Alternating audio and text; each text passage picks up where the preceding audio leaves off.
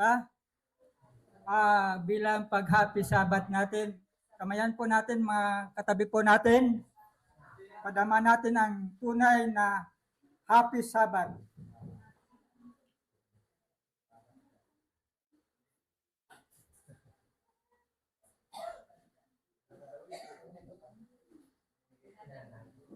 Natutuwa po ako na ang Karbagay lumalago. Kasi kinakanta na yung Sabbath, ano ba yun? Song. Kasi narinig ko lang yan doon sa Pasay Tagalog Church. At ang Sabbath School ay puso ng iglesia. Tumitibok pa ba ang ating puso? Tumitibok pa? Malakas pa ba ang tibok? Tumitibok kasi may branch Sabbath School na kami.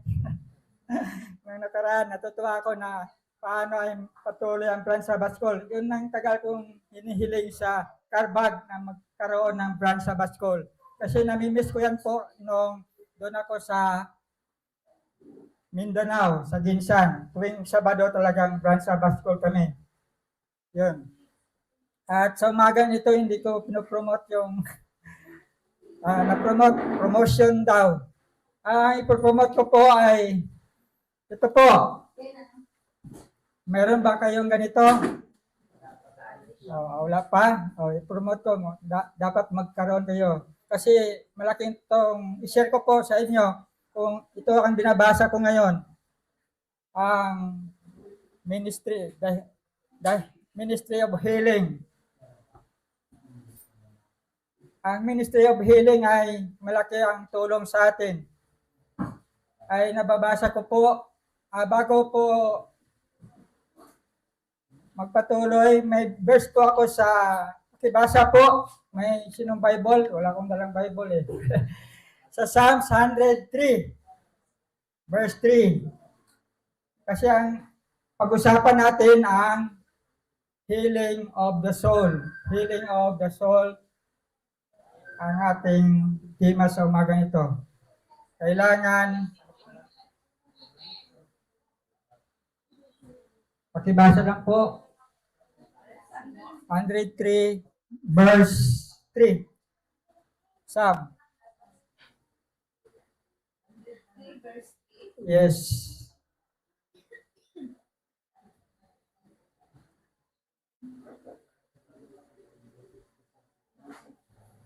Yan po ang paborito ko na text. Pag nagkasakit po ako, yan po ang aking binabasa.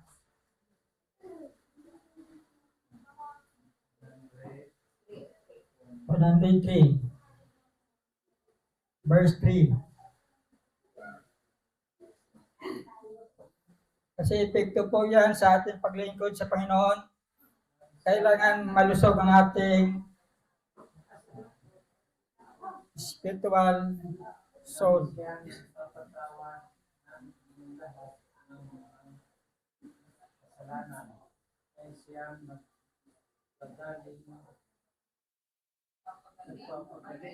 Sa lahat ng karamdaman. Tayo po manalangin. Mapagmahal, mapagpatawad po namin man ikaw sa mga langit, Diyos na nagmahal sa amin ng lubusan. Sa umagang ito, ipaunawa sa amin ang iyong salita na magbibigay sa amin ng kalakasan, pagtiwala, pananalig palagi sa iyo, na ikaw ang Diyos na nagpapatawad at nagpapagaling sa aming mga karamdaman sa pangalan ni Jesus.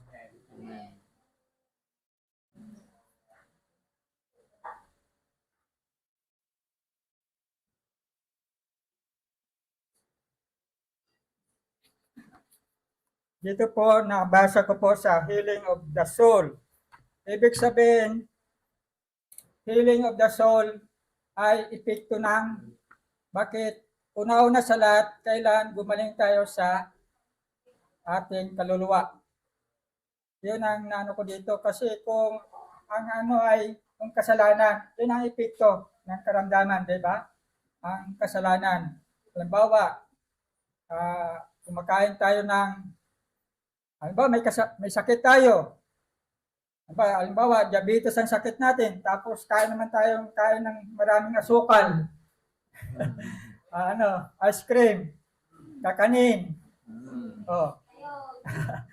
Kaya nasa atin po yung control sa ating isipan na ang kasalanan pala ay na epekto sa ating kalusugan. Di ba? Yun po ang naranasan ko sa aking buhay kasi matagal na akong vegetarian. Pag tumitim ako po ng sala, halimbawa manok o minsan isda, na nangangati ang katawan ko. Ibig sabihin, kasanayan na ng katawan ko na mga pagkain na hindi malalangsa. Kahit itlog, ganun po ang epekto sa buhay ko. Kaya ibig ko sabihin, nasa atin po, pero sa tulong lamang po ng Panginoon ay tayo ay gagaling sa ating kasalanan dahil hindi natin sinusunod ang batas ng kalusugan, mga kapatid. Yan po ang epekto ng ating mga karamdaman.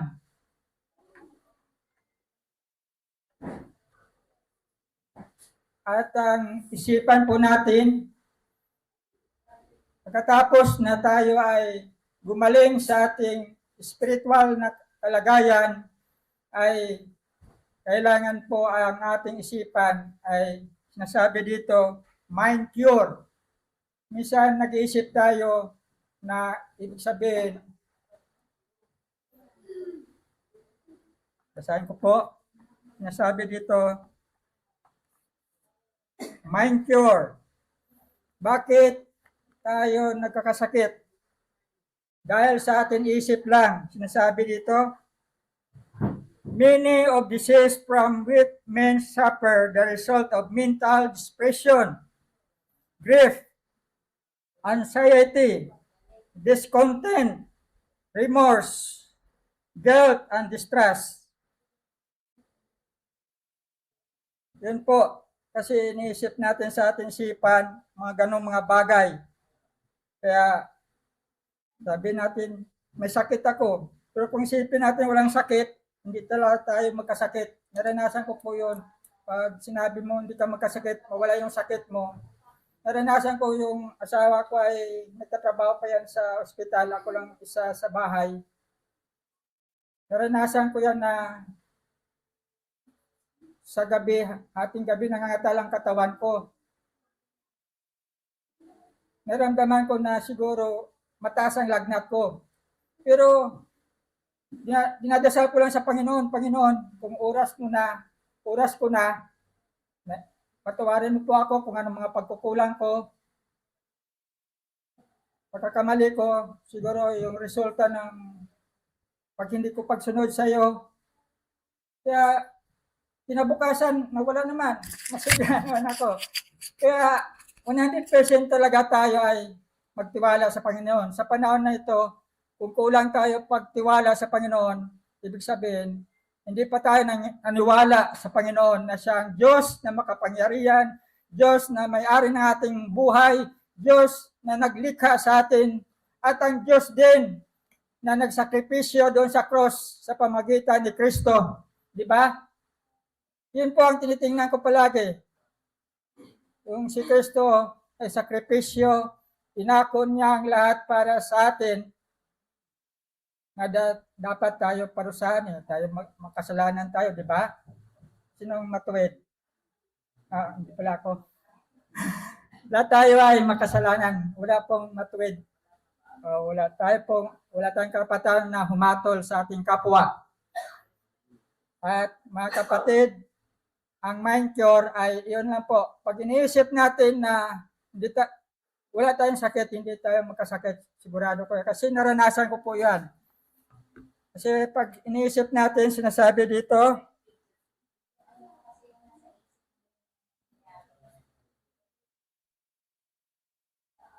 a cheerful spirit, courage, hope, faith, sympathy, love, promote health, prolong life. Courage, hope. Isipin natin na may pag-asa tayo. may panampalataya tayo, may pag-ibig tayo.